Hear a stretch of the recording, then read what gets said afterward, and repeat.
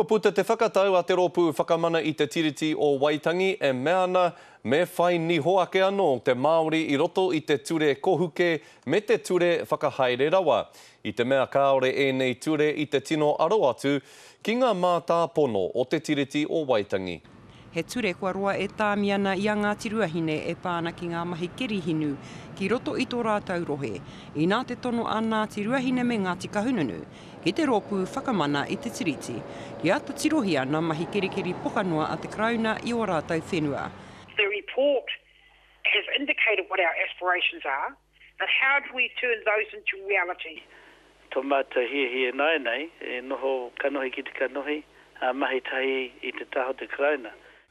He whawhai tēnei kua roa nā tūpuna e kawe ana, aha kua mene atu rātau ki te pō, noho tonu ana te Wikitoria ki a rātau. Aha kua no tērā kua aro mai te ripoata ki ētahi o a rātau hiahia. Kia whakatūhia he komiti whakamā here i Wainganui te kāwana. Hei waha kōrero mo te iwi Māori i roto i ngā whakahaere o enei ture e rua. Me te titiro anō hoki ki te kāwana ki tētahi pūtea, kia tutuki pai ai nā mahi.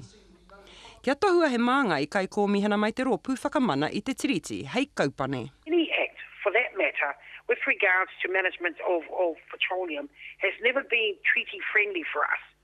Pēnei ki o tātou whenua tapu. Mā te titiro ki e rā whakatau ka hei te Māori ki te nuku whakamua me te krauna.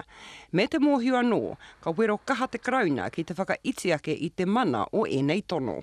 We're still not going to get a quick fix either today, because we're still going to have to sit there and think really about what our aspirations are with regards to petroleum. Tāpiri atu me whakamātautau te Māori i roto i ngā hanganga ture, e pāna ki ngā rawa e mauana i roto i a Papatuanuku. Tēnei Molyneux, te karere.